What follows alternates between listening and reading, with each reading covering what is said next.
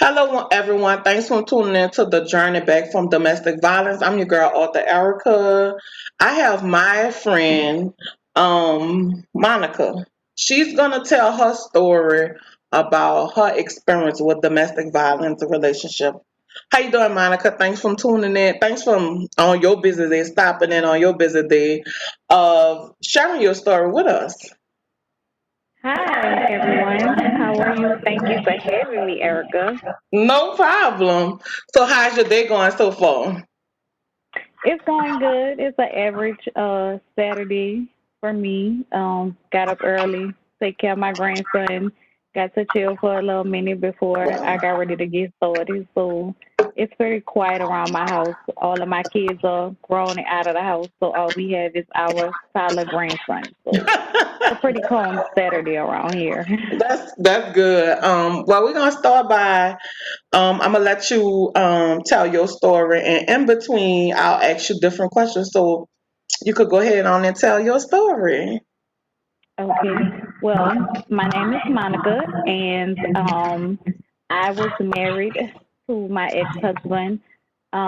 We were actually married for over 11 years, but that was due to the process of the divorce not becoming final. But we were only together for 7 years. Um, when I first met him, I was already a mother of two children. I met this man. I was already on my own. I've been on my own since I was 17. I graduated high school when I was 20. I already had both of my boys. I had my first one at 16, and I had my second one at 19. Like I said, I've been on my own since I was 17 years old. I dated very young. I grew up in a single parent home. My father's parents helped my mother with us. Um, so a good friend of mine, we were really close. She was dating this guy, and they were talking. She would be at my house every weekend, and when he came to visit her one time, I told her that he couldn't come alone. Okay. And so this is kind of like how I met my ex-husband. Um, so we kind of talked on the phone a couple of times, several times actually, before I met him face to face. He was a real nice guy. He had been in the military. He was working. Yes, he was living with his mom. At the time, I was 20 and he was 19. Um, so the first time I met him was at my youngest son's first birthday party. That was the first time we had met face to face, and it was a really quick encounter. Nothing, um, nothing casual, just really quick. Okay. The next time I met him was for his birthday. He invited me to his mother's house. Okay. Um, and so he cooked dinner. He was a really good cook. He cooked dinner. His mother gave me weird vibes, but So, it what you was mean what it weird was. vibes? Like she was the type of mother that believed that all she had done for her children, or her sons especially, that her son should be taking care of her. So she was the kind that was like, no woman or no girl was gonna come in and remove her sons from her. Oh wow. So she was that kind of mom. And then she was a Christian. She was Catholic. So she was Christian. And I grew up on both sides, Baptist and Catholic. My mom was Baptist and my dad's side of the family was Catholic. So I kinda understood both sides. Um so anyway, at the very beginning, this man wine and dine. When I tell you, being very young, I can tell you, it, coming up, and I'm born and raised in New Orleans. I don't live in New Orleans anymore, but I was born and raised in New Orleans. Coming up, I dated drug dealers. Okay. If you didn't have the money, you didn't Right. have the nice clothes, I wasn't giving you the Wasn't time of forward day. to. And he was not that. He was all of the opposite, but he had money because he Okay. worked, and he worked a good job. Um, so I remember one time I went to pick him up, or we had a date or something, And this man asked me to take him to go cash his check. And I did. And he basically handed me his whole check, everything except for his bus fare and his lunch money. We had not been dating. I'm not even gonna say dating because I wouldn't even. We weren't dating. We were just casually Casually seeing each dating. other. And so, mind you, me and this guy had never had sex before or anything. Too little, and this was probably our third encounter. And so I was like, like what? Like what they do this at? Now I'm from the West Bank, okay? So, the West Bank girls always, we kind of went for the cross the river dudes. We went for the dudes from cross the river because we thought that's what it was. That's what the gangsters was at. Yes. But, but it was kind of like when you got to the East, it was kind of like, They're a little I don't weird in know. the It was East. kind of like when you got to the East, the dudes from the East was a little different, They was. So, you was kind of like the dudes from the East a little green. But They are. he went to St. Og, but he graduated from Reed. He got put out his senior year or his junior year from St. Og, so he ended up having to graduate from Reed. Um, so anyway, that kind of it threw me off, but it didn't because I'm like I'm a mother with two kids. So if you giving up your money and I'm not doing anything with you, it's like free game, like whatever. Right. So his whole thing was when I asked him about you know the sex thing of like, because you giving me this money and I don't have to do nothing for it. His whole thing was, I'm not having sex with you because you've already made it clear that you're dating or seeing other guys, and um, we're not gonna cross that bridge until we are in an exclusive relationship. All right, cool. If you want to Fine. still give me your money and take my kids to go get their haircuts and things like that, and you cool with that, I'm I'm cool with definitely it cool with too. that. You know. So that's what it was. And so we continued on.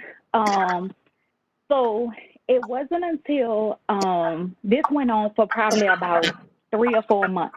Okay. Um and I had to round about 5 or 6 months into the friendship or whatever, we ended up having to move out of the apartment complex that I was living in. So this man helped me move my stuff into my mom's property. Our property back then, well, everybody in New Orleans probably know what a shotgun house is. On my great grandmother's property, we had two shotgun houses. My townhouse wasn't ready, so he moved all of my stuff into one of my mama properties. I moved in with my sister. Girl, when I say y'all, back then we thought this stuff was cute, right? This boy would show up at my sister's house just cause. Now, mind you, he didn't have a car. But I ain't saying nothing of it. Oh, you just popped up and came see me. Oh, would be bringing me lunch or bringing my On the baby stuff. bus? You know, on the bus from the east. Mind you, I was living in the West Bank. Wait, let me back up to when I was living in West Wego. West Wego from Reed Boulevard. That's a long way. If you from New Orleans, you know how many buses that is. You know how many transfers that is. Uh, every other weekend, he would come get my boys. And he would take my boys to get their haircut. His barber, faithful barber in the East. I'm telling y'all, perfect man, right? And I'm like, man, extra going on, couple of other dudes I'm dealing with. How and why you don't let, how you hold on to this because you don't let this go. You don't have guys that's just doing this for kids that's not theirs, you know. Um, so of course I'll be honest, so I'm stringing him along, knowing I'm not ready to make a commitment no time soon. So fast forward, my townhouse is finally ready, and he gives me the money to put the deposit down on my apartment, moves me in my apartment, him and his brother, and everything. So once again, we still not in no type Steady of relationship. relationship. At this point, he moved. At this point, he moved to Algiers to his with his aunt, and I'm living in Harvey, off of Manhattan.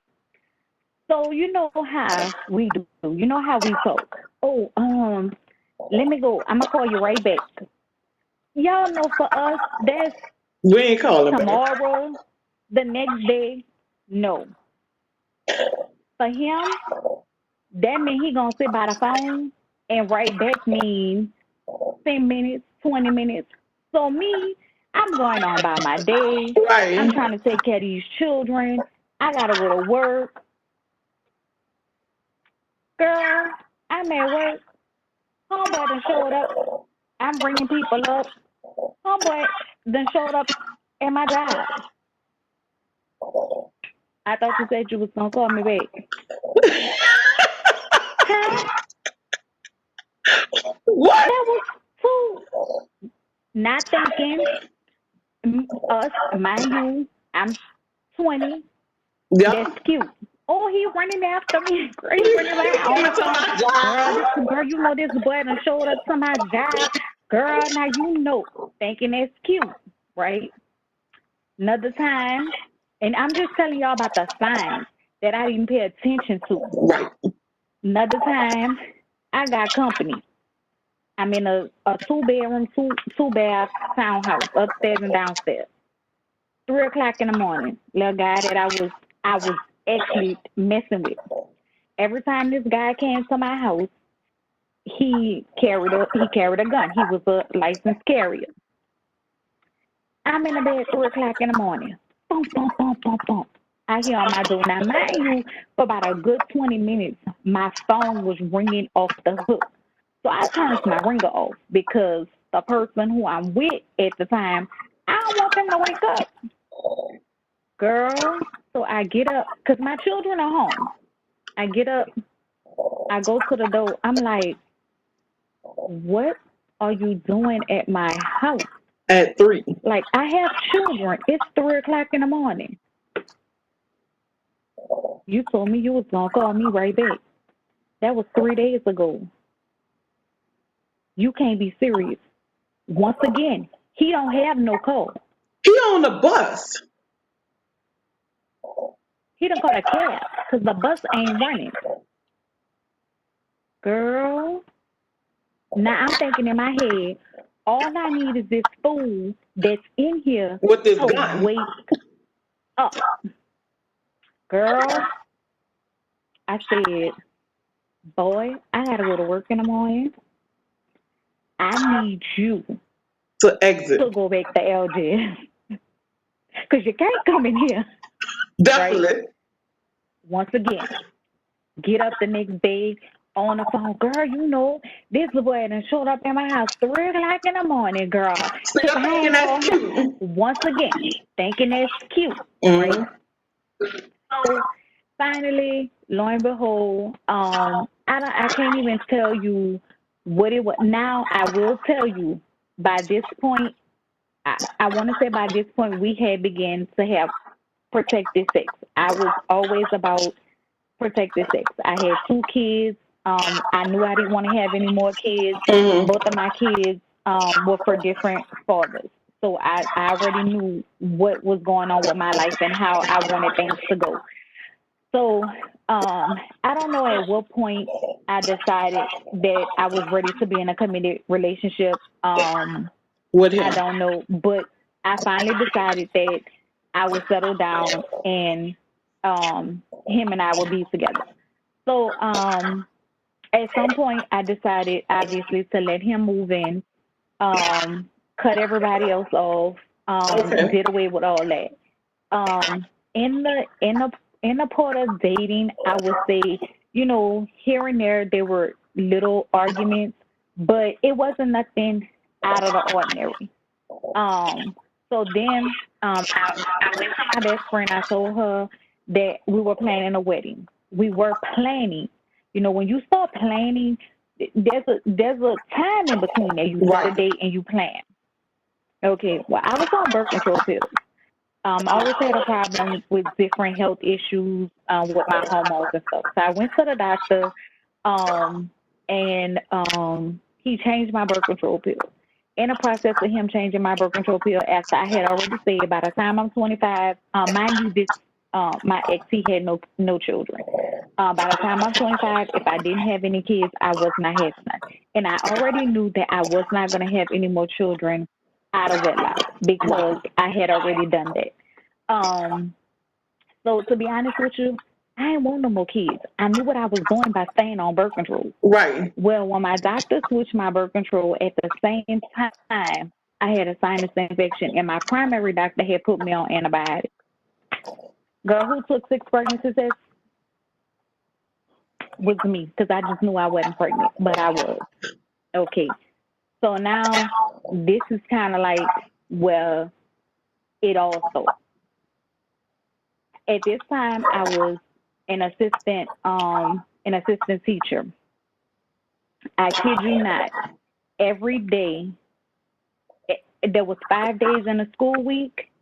At least 3 of those days, I was getting some type of sorry delivery to my job. Wow. There were days that I was leaving my house met with the police because there was some type of dispute that happened before I went to work that morning. And mind you, my children were going to the school that I was working at. Wow. So as a pregnant woman, full of hormones, 2 children, I'm going crazy. So I was working at a private school, a Catholic school at this time. They found out I was pregnant, and it was either my job or marry this man. You married. Justice of the peace. I'm not even in love at this point.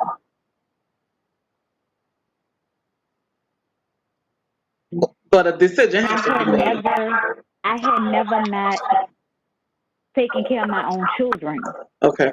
So lose my job, That wasn't a question. That wasn't something it we could do. wasn't. I couldn't afford to do that. Right. So I went to the justice of the peace. In my head, I put it, it's gonna get better. It's my hormones. I'm the reason. Mm-hmm. Well, I was already planning a wedding. You know, I don't want to be having another baby Out of without. wedlock. Right. So I got married. They ain't help. It just got worse. Now, let me tell you, I had always had my own. Since Okay. I had the children and moved on my own. I had always had my own. I had always had control of my situation. Correct. So I was arrogant, controlling. I was, excuse my French, but I was a biggity bitch. I was like, you can't tell Judge me free. nothing. We judge free here. And he was really passive Okay. at first. So I had a control issue. And I was oh, you're not gonna tell me nothing, right? And I grew up with an older brother who taught me and my sister never to back down from nothing or nobody. Nobody. So when he would tell me stuff or try to say stuff to me, I came back with something. So I can say where there were times that I should have, I'm not going to say should have, I could have eliminated situations. I didn't because you're not my mama, you're not my daddy. My daddy was barely in my life. You and my mama, So you're not gonna tell me what to do. so you're not gonna tell me what to do. So I was that woman. Okay, I was taking care of myself before you got here. And I could do it when you leave. So here or gone, I'ma still be able to do that. I'ma do what I gotta do because I watch my mama do it, and I got me. I'm gonna have me. So it so that I know was an issue Hmm. on my part. And see, that's where as women, sometimes when we are in those situations, we're not able to hold accountability. And I had to get to that point. And it was Okay. after I was out of the situation that I was able to do that whole accountability for my stuff. So anyway, it was things like I remember I had CPS called on me because my youngest son went to school and told the people, my mama cut my daddy neck. I was a blow for blow. I was not a back me down type of woman Right. because that's how my brother taught me. And I did. I cut him. I threw bleach on him. I I was you're not gonna talk to me any kind of way. You're not gonna tell me any kind.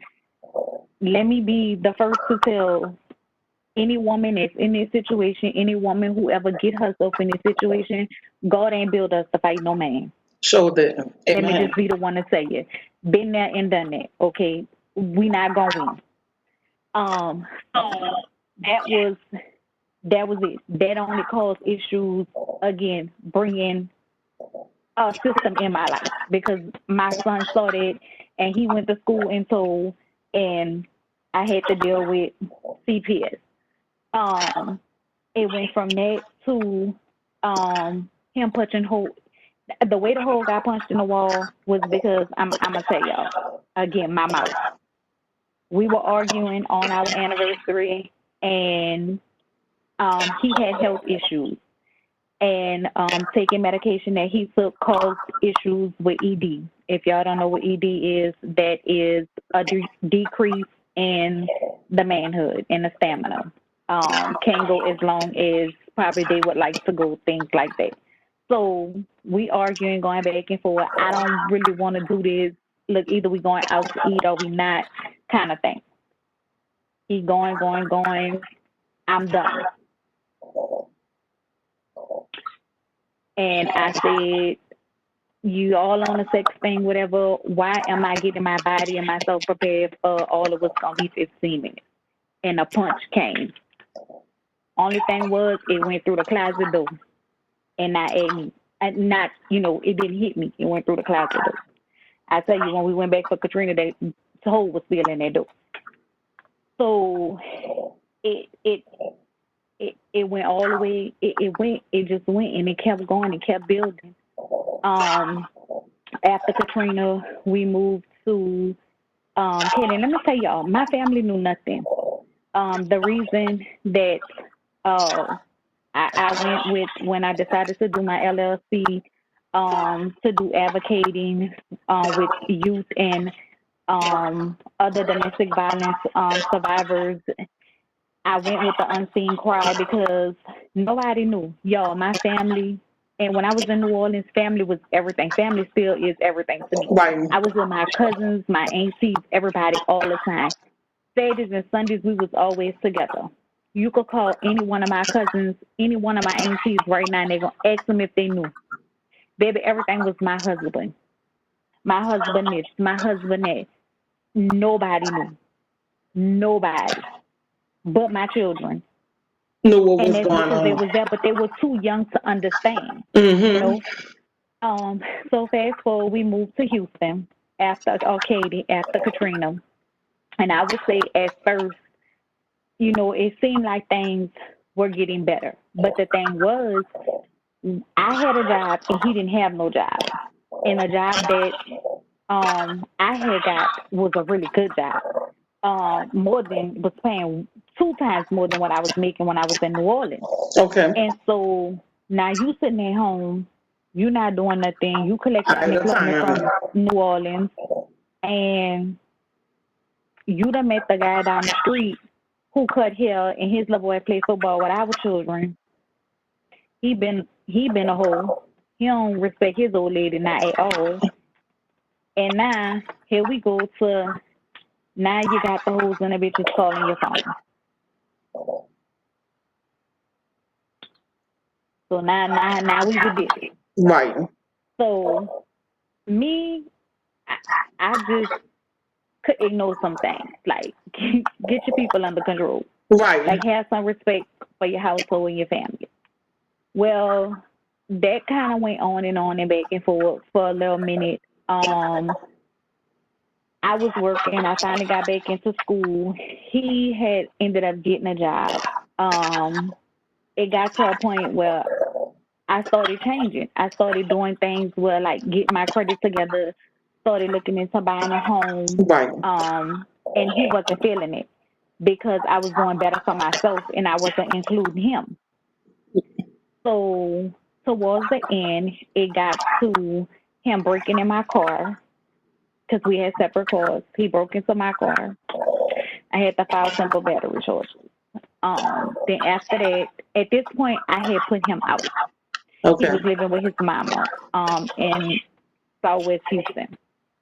He would come and block me in where I couldn't go to work. What?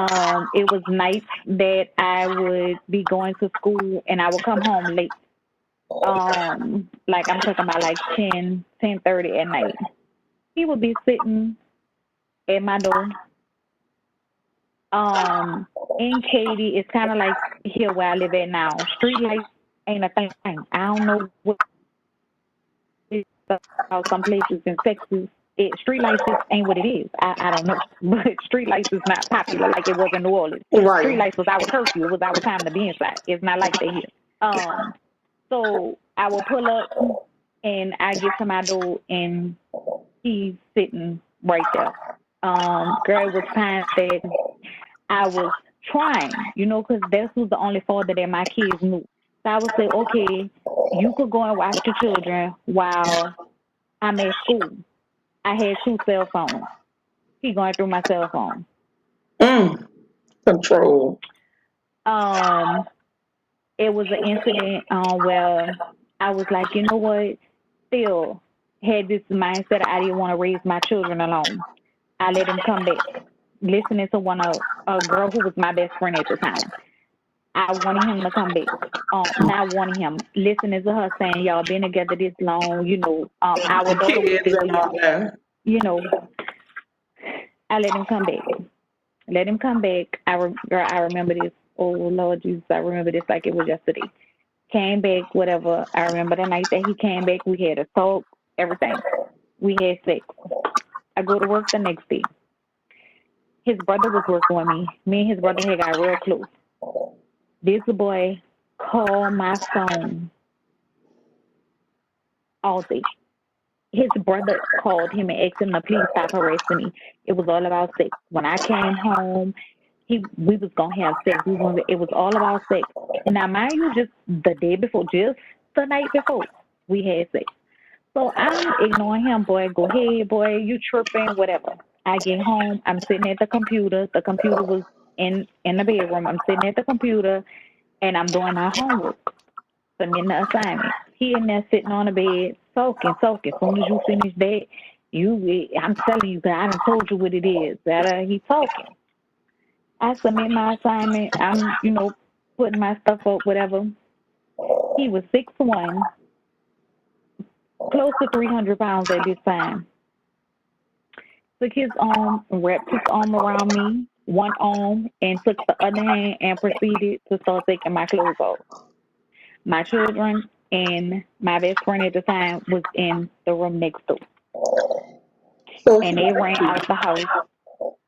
They ran out the house to go call my mama who lived 3 buildings down from me. And my mom and my sister came and I can't remember if they kicked in the door or if he ended up stopping and opening up the door. I don't really remember that part. But so he raped that you. that was the end. Attempted rape. That was the end. Wow. That was the end for me. That was it. That was the end right there. And I just I just couldn't. I was done after that. I couldn't believe it. I was just like, how dare you? How could you? Disrespect me. Um yeah. And so I don't know how much longer I stayed in Katy after that because it was still I was still trying that for my children. I still allowed them to every weekend. I met in we met like maybe at a gas station, or I would allow his brother to meet me and get him, stuff like that. So I still allow my children to make sure they was a part of his life. Mm-hmm. Um, and then at some point he ended up moving to San Antonio, or getting ready to move to San Antonio. I just remember packing up my U-Haul and moving to Dallas. And let me tell you, um, somewhere along the line, I remember either it was before I put him out the first time. I remember going to um, reaching out to a Christian organization for help because we were really big in our church when we were in Houston, when we were in Katy. And I remember these people telling me, "Oh, won't y'all just go to counseling together?" Because they saw us on the outside, But didn't and know what like was I said, going we on were in the really inside. big in our church. And for church members, people who are really big in their faith, they don't believe in the divorce thing. Right. And I'm like, I'm sitting here telling you I'm going through all this stuff, and you gonna tell me Go to counseling. go to counseling? Baby, I'm beyond counseling at this point. Right. He This man is already. doing stuff where he don't even want to let me go to work to make my Right. money where I feed my children. And you gonna tell me about counseling? So it just, it brings back that stuff where as victims we are afraid to speak out because we feel like there's nobody who's gonna listen or Listen there's to. nobody who wants to help us. Right. So I finally I packed up my U-Haul, got my 3 kids, and we ended up moving to the Dallas Fort Worth area, which um, at first it took a lot out of me because my sister lives in Katy, and her and I was super close. My niece is there, and so it it helped, but it hurt at first because I was still leaving. Like I had to leave New Orleans because of Katrina, and I say that was a blessing because I was able to like give my kids something I wouldn't have been able to give them when I was in New Orleans. But then when I had to leave Houston, that took me further away from New Orleans, and then that took me away from Family. again my sister and my niece. You Mm-hmm. know, and so people don't get it. They don't understand like what would it do to you to go through stuff like that with somebody you put your time and your life into. I gave this. I'm not saying that I was innocent in everything because I remember times like this man would tell me stuff like don't call him a bitch or don't call him the B word. And I would do stuff like we'll be in an argument and I would sit there and I'd be like, bitch, until I got a reaction out of him Right. and then I would Egging hit it him back. on. So I'm not saying that I was innocent in it all, But it's but still no you reason for know, him to do what but he it's did. exactly, so at the end of the day, you know, um, I've had with help and thanks to my wife who basically pushed me to have be able to become civil with him, which has only been the last maybe 3 years, Okay. roughly. Yeah, because my daughter's 18, and so it was probably like right before her 16th birthday, roughly, that him and I had got to a point where we were able to be civil. Mm-hmm. Because even our phone conversations when she was young would be horrible. I'm talking about yelling Wow. and cussing, and I mean horrible phone conversations to the point where my wife would be, you and I don't talk to each other like that. I don't argue with you. I don't, talk to you like that. You're not gonna get on the phone with him, And and allow him and to that do gotta it. be. You don't need to talk to him. So even after we were separating, it was still tough. It wasn't the I physical wouldn't. abuse, it was the mental abuse he was It was the feeling. mental. It was the emotional. It was draining. Mm. So fast forward to um Currently, I would say, well, my daughter, like I said, almost close to her 16th birthday. My wife sat me down and she said that she heard my daughter on the phone with her dad, with her father. Um, and she said, Monica, she said, you need to figure a way to better handle the situation. She said, I can't tell you how to feel. She said, I can't tell you when you're gonna be over this, Mhm. because I've never been through this. She said, but you gotta do something. She said, the way y'all interact, she said, that's how Miracle handle him. She said, that's how Miracle handle him. And I was listening to Miracle talk to him on the phone, and Miracle talks to him like he the child. And I was like, that's me. You know what I'm saying? Right. That's me. Mhm. So I was like, okay, I have to.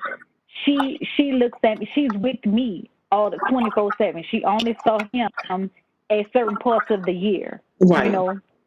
So I said, okay, I have to fix this. I will tell y'all this. I never when my daughter would go to visit him, I could not leave him alone. I never met him alone. Um, he wouldn't. It was I think my baby probably was about 11ish, Mhm. maybe 11 or 12 before he even had my address to come to my house to come and pick up. All before it was me meeting him in a area that was nowhere near Okay. my house. Mhm. Um, and when he would come to my house to pick her up for the stay that she would take to him, um, all of my people has to be home, like my wife, my sons, my Everybody. safety Mhm. had to be here. That My support system. anxiety, my anxiety around him was not safe at all. Um, so again, when she around the time that she was getting ready to turn 16, because we knew we were gonna have a huge sweet 16 for her, I decided to have a conversation with him and come to a point where we could start trying to be civil. And so one of the things he mentioned to me is that my sons, because they were along this journey Which. with Mhm. us, and so my sons, who he still talks to because he does consider them as his children, Okay. my sons have told him a lot of things that he did. The unfortunate part, and I think the part that still affects my healing, is a lot of this stuff he don't remember doing. He won't remember. Either he put it out of his back of his mind, so he suppressed it. I don't know if it's that he suppressed it. What he has admitted to me before is that in our marriage, now I knew he was a drinker. He did drink. On his off days, he drunk. I don't even put marijuana in the category of like something that'll make you do things like that. Right. I just don't. I don't. But he did say that in our marriage, he tried ecstasy before. Um, so that could be something that caused The things. memory loss or something. Or it's just that But he suppressed it and just don't want to deal with it. and so he told me that. So in that conversation, even my wife said this, that she feels that we should have a conversation, him and I, to talk about the things that happen and come to some medium ground. Maybe that'll help my healing. Right. Because it does bother me. It bothers me a lot that you don't remember The things that you what did. happened. And the fact that I'm the other part, a part of it kind of bothers me because the fact that I'm writing a book, and if I was to ever, you know, I'm manifesting it. So if I was to ever go on a show or something, and then And somebody tell the was to take story. turn around, ask you to come and speak on it, you don't remember it. That's hurtful. Hmm. You know It what I'm make saying? you Because seem like you're crazy. I can own my part. I know I was there.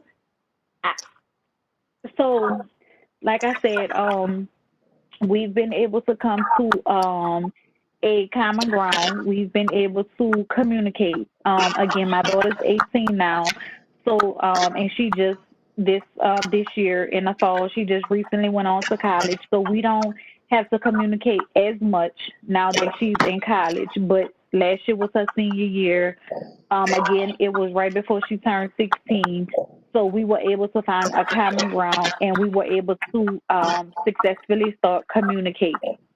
Um, I still, from 16 to moving day, which was August the 6th for her, I still had extreme anxiety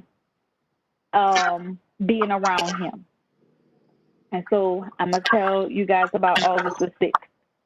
August the 6th was moving day for my daughter. The rules that were put in place at the school because of COVID-19 was the student and two people is what they could have for moving day. My daughter goes to HBCU.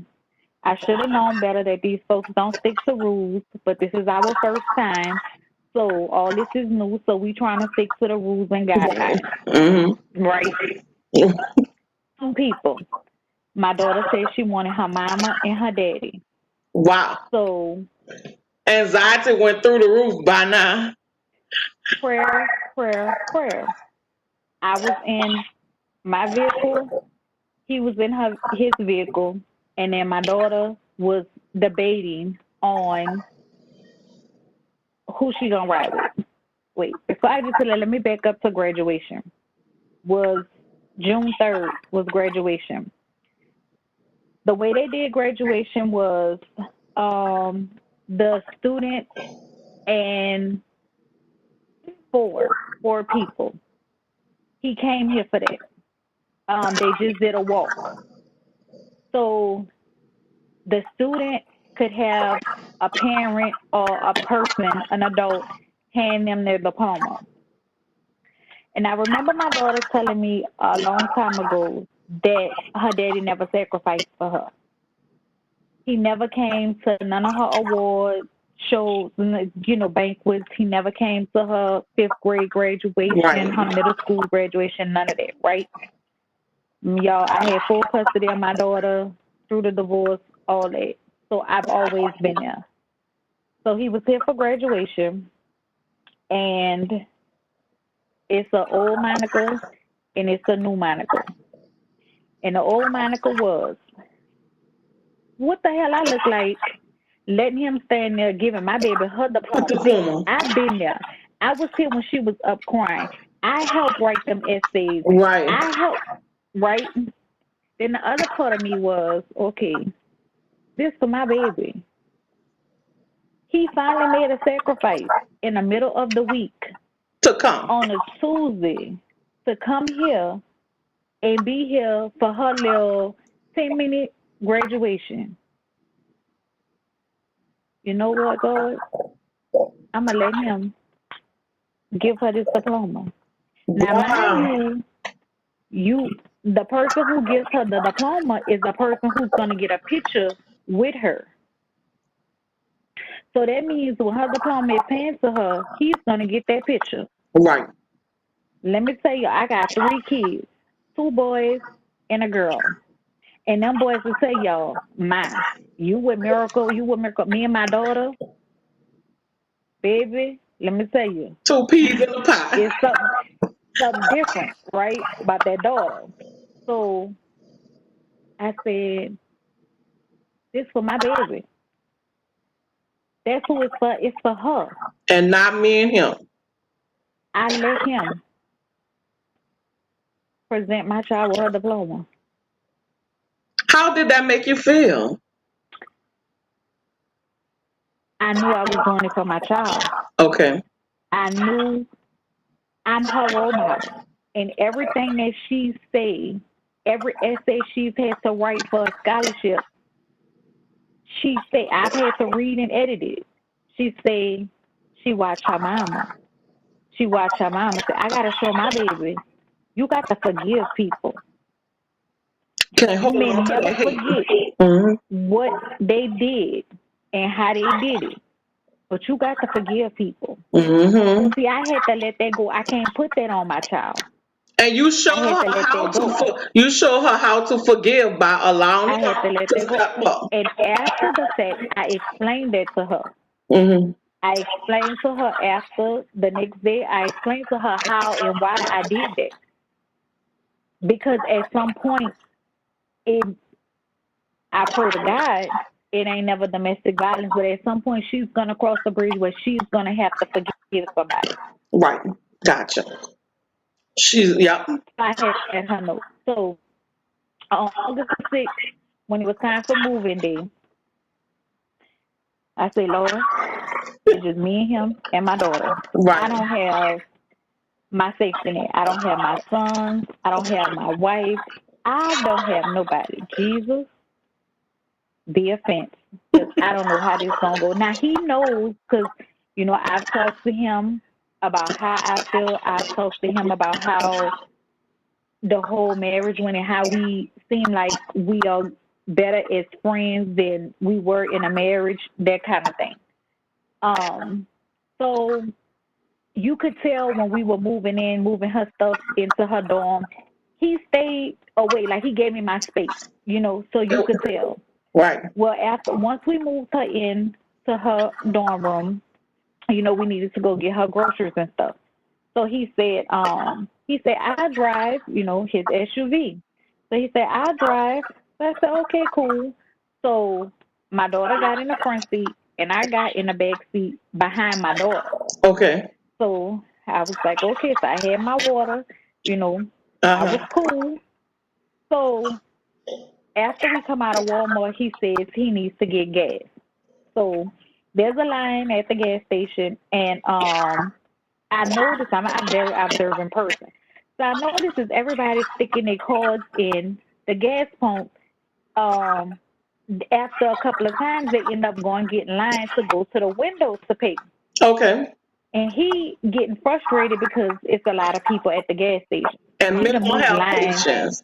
Men don't have He done patience. moved lines like 2 times. So after this third time, he in line. He say, "Oh no, I can't do this, girl."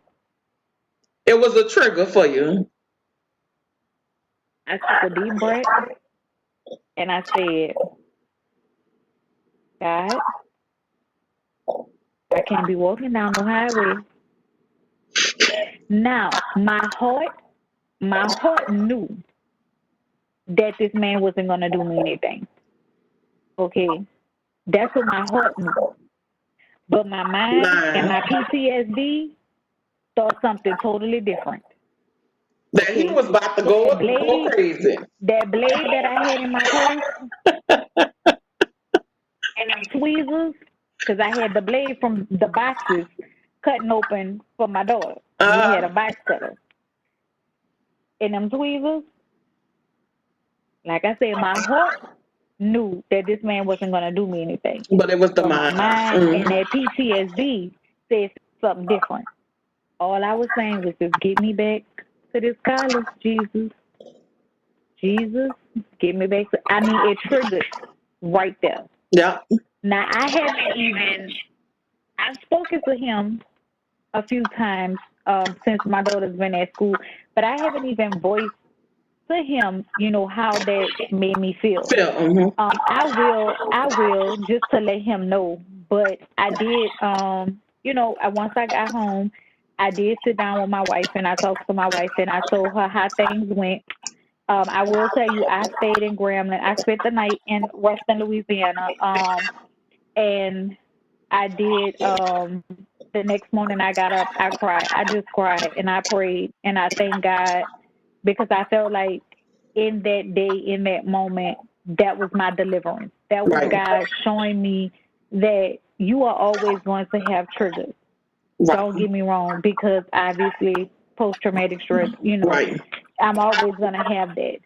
But to me, I felt like he delivered me from always looking for my safety net. You know what I'm saying? Always Right. feeling like I He gotta got you have out of my that wife comfort zone.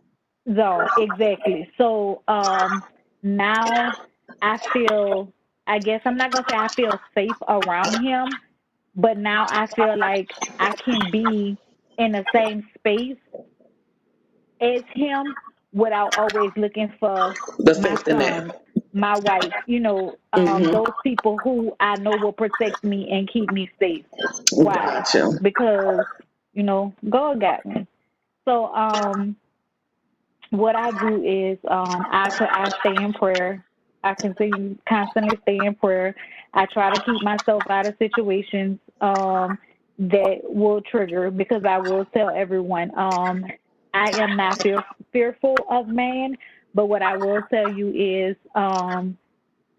I begin to it plays a part in my life, everything that I've been through, because when I have conversations with men, if they begin to raise their voice, if they begin to get loud, I That's begin a to get trigger. very defensive. It's Hmm. a trigger for me.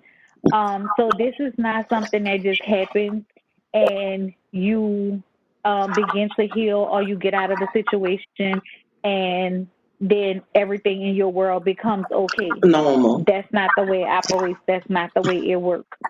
You are healing every day. It is a continuous process. I did a live on um, my Instagram yesterday because I had so many emotions about not only the Breonna Taylor situation and the protecting of the African American woman, but also, the way Tory Lanez went about, dropping his album, or, whatever he, called himself did. It's, I don't know that man. I don't know him from, a And the can of paint. paint. Mm. But it's the whole point of the matter. I am a mentor and a role model to youth and other young women. And it's my job and it is my duty to open up their mind and to show them how they need to look at this situation, because it is not okay. Right. That's And correct. I was so emotional at work yesterday. I had so many emotions going on that I couldn't wait to get off of work to do my live and like get them emotions out. Things like that, yes, they are triggers for us. And people might say, "Oh, well, you don't even know them people. Like, how could that even affect you?" Yes, because that's another person. Person. And Hmm. what y'all don't understand is it don't even have to be a woman, because men are abused as well. Yes, I they want y'all to are. know they just don't come forward As like much. women Hmm. do, Hmm. All right. but they are. Before you move on to talk about your mentorship, let's talk about. I wanted to know in the beginning, and I know you may have touched on it a little bit, but in the beginning, when you started this relationship with him, you felt safe with him. Did you feel safe with him? I did. He was, like I said, he was very loving. He was very nurturing. Okay. Um, he he did everything. He cooked, he cleaned. You know what I'm saying? He took care of my boys. He would do things like I say, take them to go get a haircut. When I didn't have a babysitter on the weekends because they went to childcare during the week, he would watch them for me.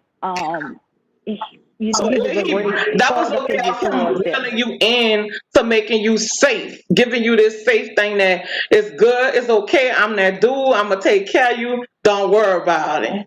So during Yep. your arguments, and I know every relationship, every marriage have their arguments. What like when y'all have arguments and disagreement in y'all relationship? How did that turn out? Was it all the time violence, or sometimes violence, or it was just like a normal disagreement? I mean, I guess it kind of depends on what it was. See, I was just like, I guess, like I would try to walk away, Okay. but that wasn't happening. Cause he was like, "Where you going? You ain't leaving," you know, and I couldn't leave. So now you don't want to let me leave. So now the argument is gonna keep going. It's It's gonna escalating. keep going, and it escalates. Um, I don't know if it ever was like Violent. just a. I mean, we like. I want to say it was more. I will say it was more emotional and mental than physical. The physical altercations were probably like I would say 10 to 15% out Okay. of 100. It was more mental and emotional than anything. And when I think back on it, you know what? The physical probably was more like 20, 25%. Now that if I go down the line and think about it, Okay. I guess I try to.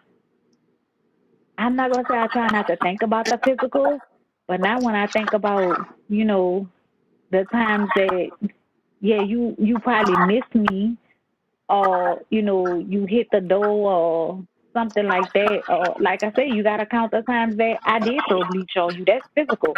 Or the time I did, I took the knife and Right. I did cut you. Like, you crazy. You got the wrong one.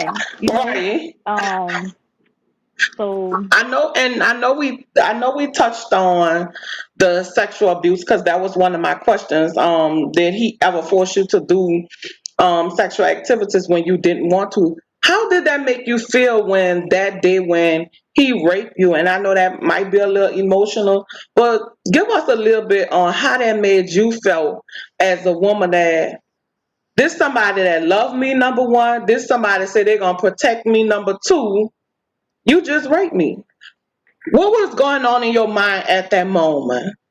and it was even worse because I already have had issues with childhood molestation. Okay. So, That was a you trigger. know, it was a trigger. And I will say this. I remember, I told y'all in the beginning, I told y'all that I would let him try to let him, be with the kids and watch the kids while I would be at school, and he would go through my phone.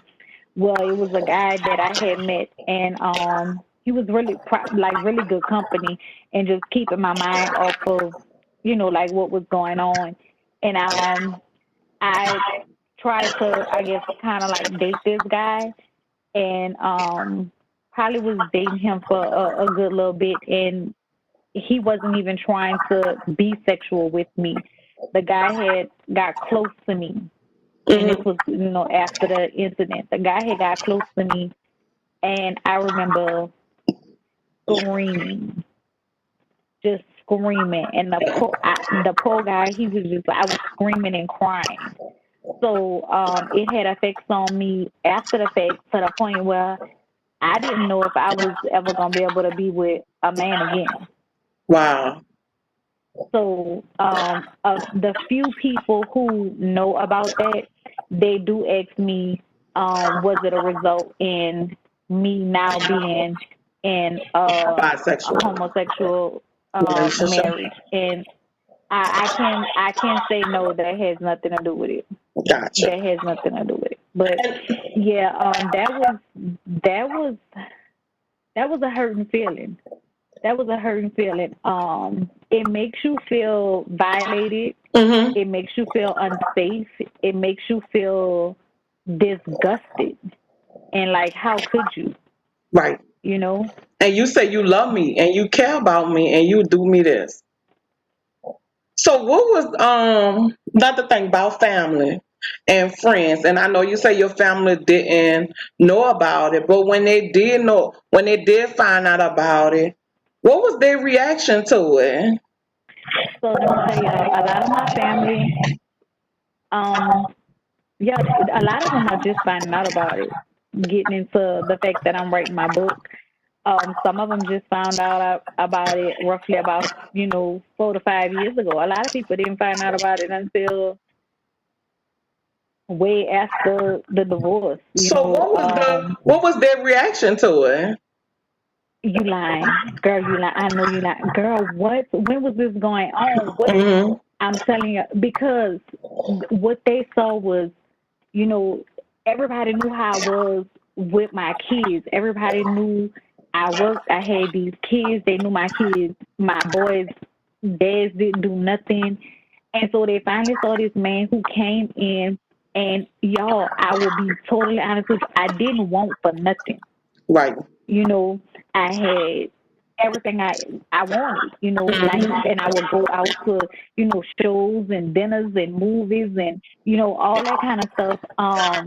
So they saw him as, oh, he was, everything. Yeah, he was a good guy.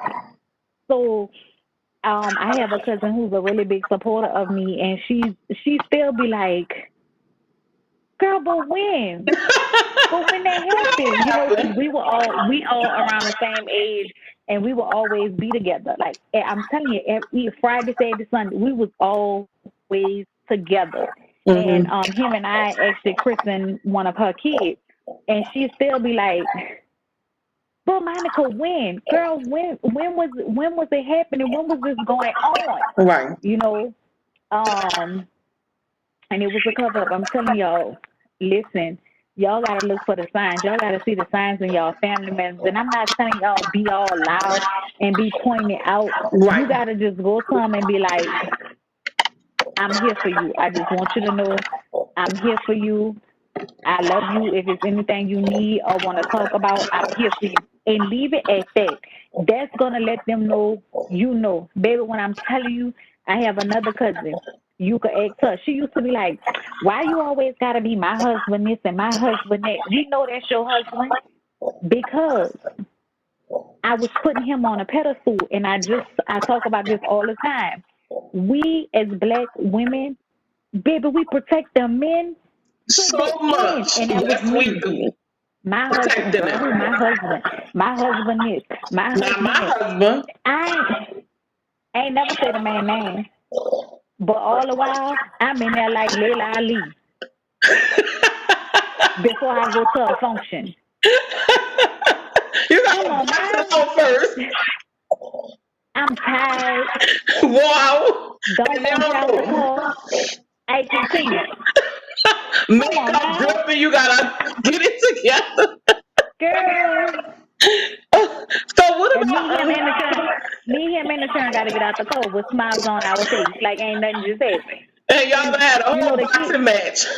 Look, the kids upstairs and everything was, everything in the house was on surround sound. So sometimes, the music on and the music blast and the bedroom door closed. So the kids they upstairs playing their game or whatever and the music on. So sometimes before we get ready to go somewhere, the children don't even know something that went Y'all down. done So had it's a not whole like they boxing could match.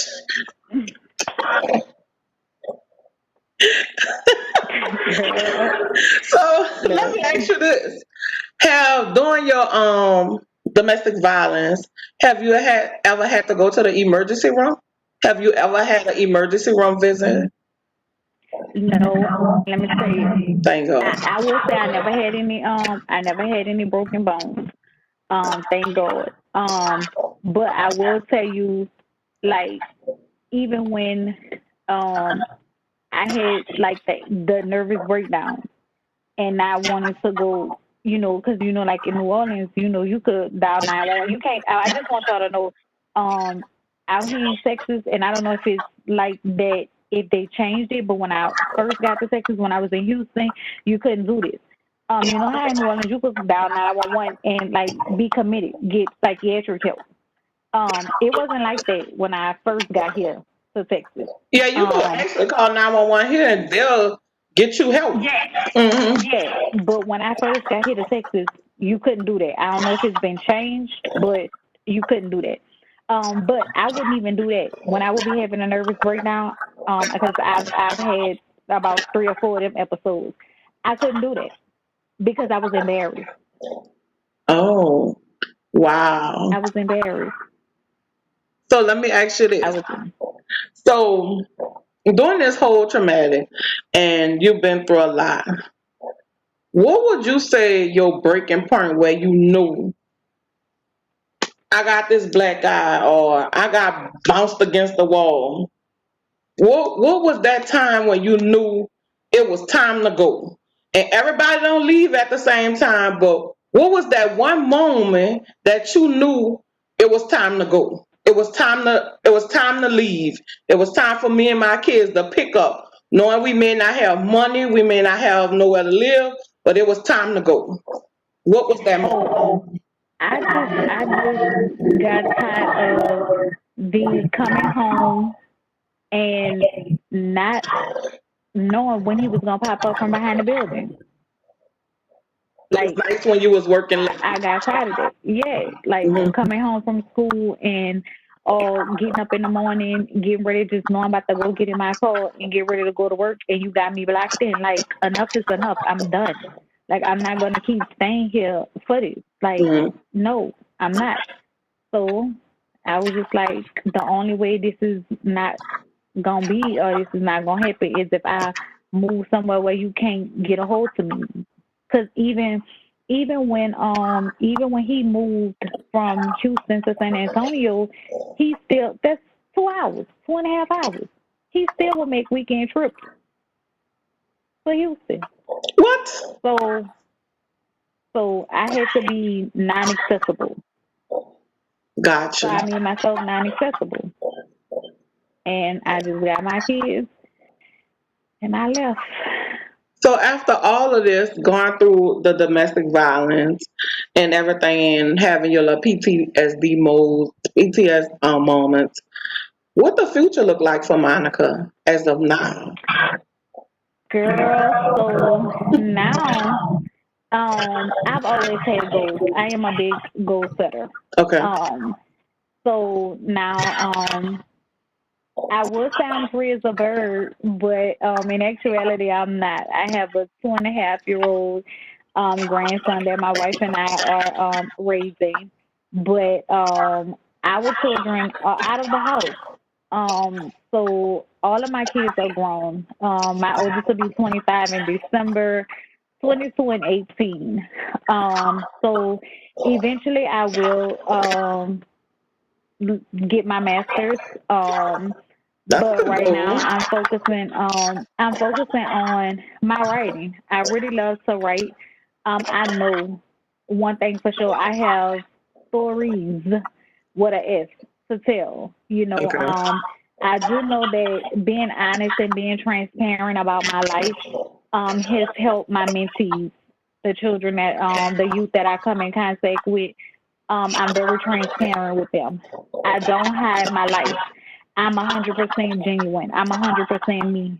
Okay. Um, so I have goals that I set, and I work very hard at trying to make sure my goals happen.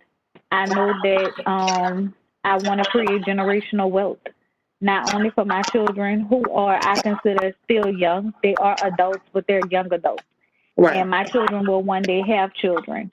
Um, so, like I tell them, um, I'm not gonna leave what I've worked hard for and earned here for you if you're not working to do something for yourself. Right. I leave it to my grandchildren, But they're all working on their own little different projects and things that they have going for themselves. But I'm definitely working hard to not have to work for somebody else. Right. Um, I do take my time out to give back. I work hard on staying focused on teen parents, and I say teen parents because it's crazy, but I have ran into some young teen fathers that are single parenting. Wow. I didn't know that Yes, either. yes. So I focus on teen parents, not just teen moms. Same thing with domestic violence survivors or victims. I don't just focus on women because there are men out here too that need Yes. help and need our support, and we can't turn our back on them either, So eventually, I would like to, in the near future, I would like to advocate more for the men. You know, Okay. um, I may not understand their story 100% because I am a woman, Right. but I would like to advocate for them um, a little bit more, To because help they them don't have open up to much. talk more about their Yeah, problems. Hmm. because they don't have much. And like I said, I'm on these youth. I'm on these youth. There's a lot of things that they're doing in their what they call relationships with whether it be, same sex relationships or heterosexual relationships that they're getting themselves into, that Hmm. there are signs. There are Right. signs. There are things that's happening that they don't understand, that you are not in a safe and healthy relationship.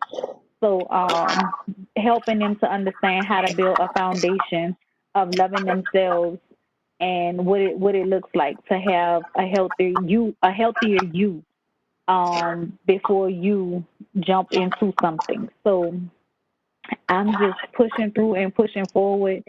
The first book that I'm going to put out is probably going to have be a series of 3 books. So um, I'm excited about that. The first one is, I want to say, is a weekend away from being finished. That one, this is the one I'm super excited about. But my story is a little. I should get up and say that in their domestic violence situation,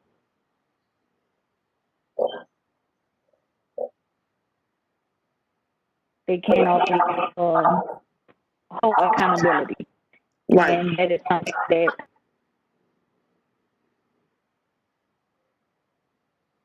able to um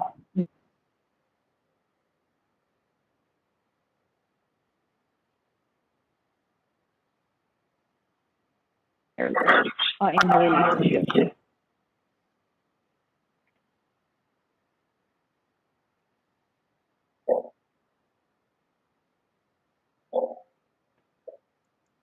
Go ahead. The book.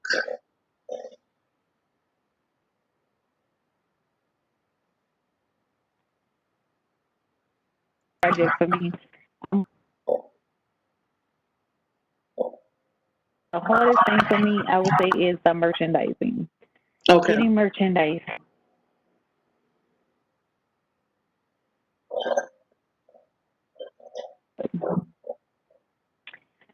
That's the hardest part. But Go ahead.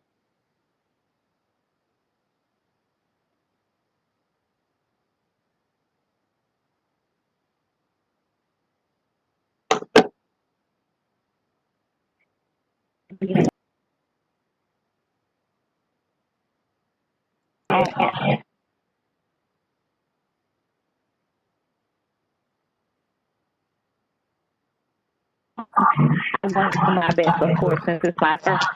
So of course, I'm very hard on myself. Um, but I think the project is going to be really successful. I'm very excited.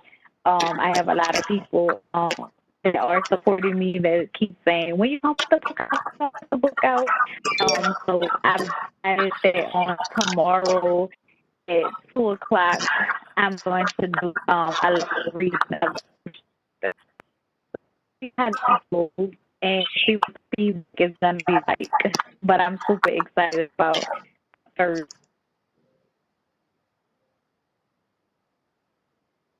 putting it. And the first book is gonna be 10 chapters. Okay. So I'm excited about the book too myself. So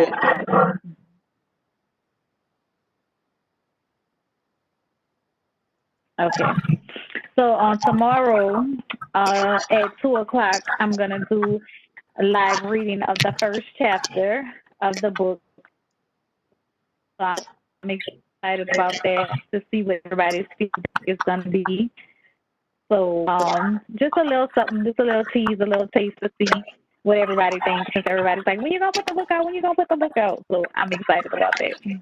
I'm excited to hear the book too, and I'm so grateful that you was able to share your story because we just never know how many other females that we have out there that's listening that's going through their own little storm with domestic violence. So before we close out, do you have any last words for any ladies or men that's out there listening that may be going through domestic violence or in one or they may not know they're in that situation. So do you have anything lasting words for those people? I would say know this.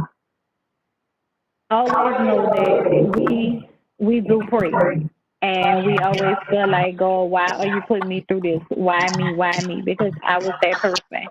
And it took a while for me to realize that my pain is now my purpose. Everything I feel like I went through, God put me through that to be where I am at now. Because I am now helping men, women, and youth across the world.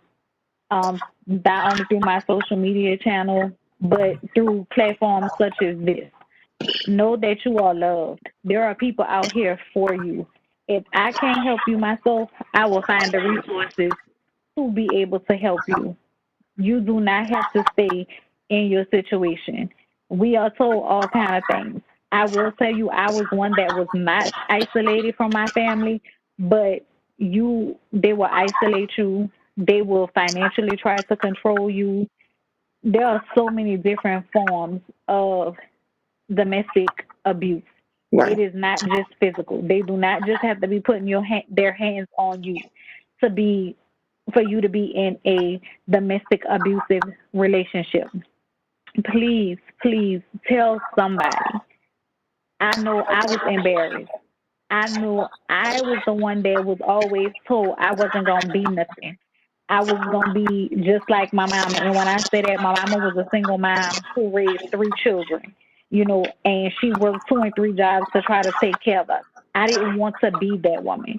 I wanted my children to have a father. I wanted them to be raised by the same man. So I had my reasonings for saying, and I'm not telling you for staying, and I'm not telling you they were good reasons because obviously, as you can see, to this day, up until talking to you guys, I still, have triggers. I still suffer, but you can get out. There is help out there for you, and now today there's more help out there than it was 12 years ago, 13 years Exactly. ago when I Mhm. was trying to get help. So leave everyone your social media platform, any information that you would like them to have if anyone needs to reach out to you. So my Instagram is the Unseen Cry LLC, and my email is theunseencry@gmail.com. Those are the two ways that I allow people to be able to reach out to me. And that is for if you just feel like you need somebody to talk to, if you feel like you're trying to find resources, if you need help. I do various things through my LLC. I mentor domestic violence advocacy, scholarship writing, essays, you name it, I do it. I'm here to help. I just want you to know that you are not in this alone. You are not by yourself. Please, please reach out. Let us help you. Let us find the help for you. Exactly. So, and if you can't, if you're not able, go to your local, call your local hotline for domestic violence. They do have a domestic violence number that we will provide in the text. So, I'm thankful that you was here to share your story and hope to help someone to get out of their situation. So, thanks for taking time out your busy day to share your story, and thanks for encouraging people, and congratulations on getting out of that situation. Thank you. Thank you for having me. No I am problem. so grateful to be able to have a platform such as this one to be able to share my story and also for you allowing us as women to have a safe space to come and tell our stories. And it's judge free. We don't judge nobody. We just help each other. We support and get to the next level. Thank you.